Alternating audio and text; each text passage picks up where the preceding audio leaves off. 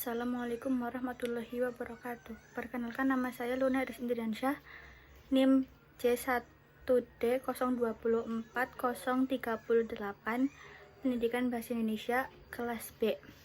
Di sini saya mau menjawab tes pendidikan Pancasila. Yang pertama, salah satu nilai Pancasila yang biasa diimplementasikan dalam kehidupan sehari-hari adalah nilai kemanusiaan yang adil dan beradab.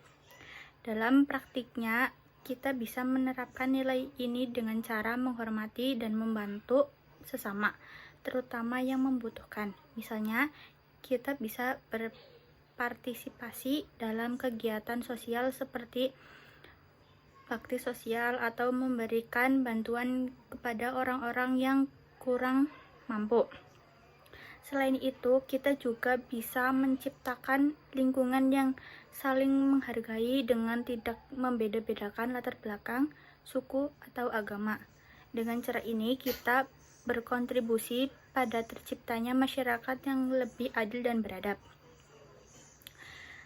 Sebagai seorang mahasiswa, nilai Pancasila yang dapat diterapkan dalam dunia akademik adalah keadilan sosial bagi seluruh rakyat Indonesia. Dalam konteks akademik, ini bisa diimplementasikan dengan cara menciptakan suasana belajar yang inklusif, misalnya dengan membantu teman-teman yang mengalami kesulitan dalam memahami mata kuliah, berkolaborasi dalam tugas kelompok, dan berbagi sumber belajar. Selain itu, kita juga bisa aktif dalam organisasi kemahasiswaan yang mengedepankan keadilan dan kesejahteraan, serta ikut serta dalam diskusi mengenai isu-isu sosial untuk meningkatkan kesadaran kolektif. Dengan cara ini, kita berkontribusi pada terciptanya lingkungan akademik yang adil dan mudah bagi semua. Lalu, sebagai makhluk sosial, implementasi identitas nasional yang bisa dijunjung dalam masyarakat adalah semangat Bhinneka Tunggal Ika. Kita bisa menerapkannya dengan menghargai keberagaman budaya, suku, dan agama di sekitar kita. Misalnya, aktif dalam kegiatan lintas budaya, merayakan perayaan dari berbagai daerah, atau terlibat dalam dialog antaragama. Selain itu, kita juga bisa menyebarkan pesan toleransi dan saling menghormati dalam interaksi sehari-hari, baik di lingkungan sekolah, kampus, maupun komunitas. Dengan cara ini, kita turut membangun masyarakat yang harmonis dan saling menghargai sesuai dengan identitas nasional kita. Lalu, salah satu contoh nyata Indonesia sebagai sebuah konstitusi adalah Undang-Undang Dasar Negara 1945.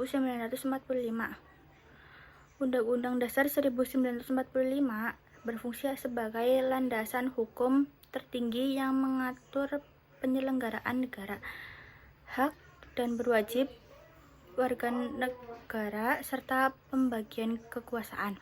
Sebagai konstitusi, Undang-Undang Dasar 1945 memberikan kerangka bagi sistem pemerintahan Indonesia, termasuk pembentukan lembaga-lembaga negara seperti Presiden, DPR, dan Mahkamah Agung.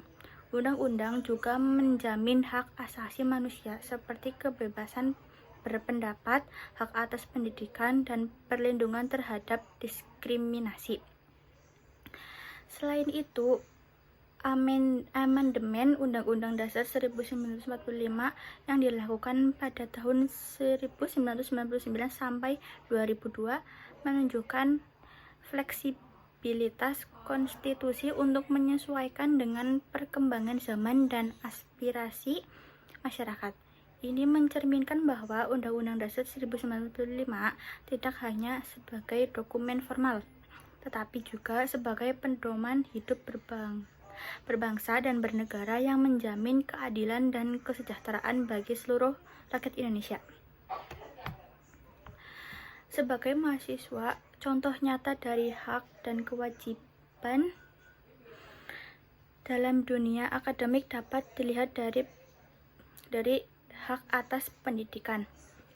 Mahasiswa berhak mendapatkan pendidikan yang berkualitas, termasuk akses ke materi, dosen, dan fasilitas yang memadai. Misalnya, saya memanfaatkan fasilitas perpustakaan dan laboratorium untuk mendukung proses belajar. Kewajiban menyelesaikan tugas. Mahasiswa juga wajib menyelesaikan tugas dan ujian tepat waktu. Saya rutin mengatur waktu untuk menyelesaikan tugas agar tidak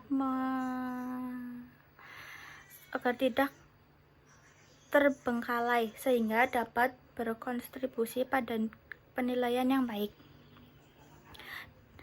Contoh nyata cara berdemokrasi di Indonesia yang tidak menyalahi aturan dapat dilihat dalam proses pemilihan umum, seperti pemilu.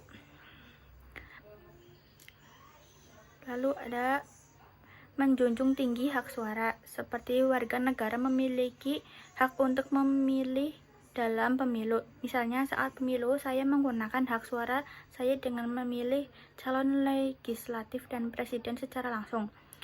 Kedua, partisipasi aktif dalam diskusi publik. Saya terlihat dalam forum atau diskusi publik untuk membahas isu-isu sosial dan politik yang membantu meningkatkan pemahaman masyarakat tentang calon dan kewajiban yang ada. Lalu ada menghargai pendapat orang lain.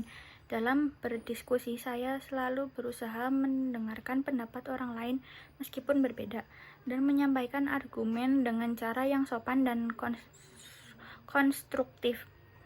Lalu ada melaporkan pelanggaran pemilu. Jika menemukan pelanggaran dalam proses pemilu, saya bisa melaporkannya ke pihak berwenang seperti Bawaslu untuk memastikan proses demokrasi berjalan dengan fair.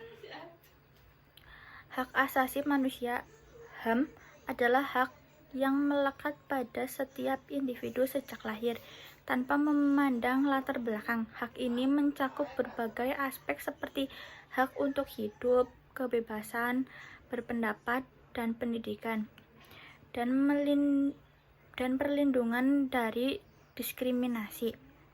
Dalam konteks makhluk sosial, HAM sangat penting karena manusia adalah makhluk yang hidup dalam masyarakat. Penghormatan terhadap HAM menciptakan lingkungan yang mendukung interaksi yang harmonis dan saling menghargai. Misalnya ketika hak setiap individu diakui orang dapat berkontribusi secara maksimal dalam kehidupan sosial, politik, dan ekonomi. Sekian dari saya.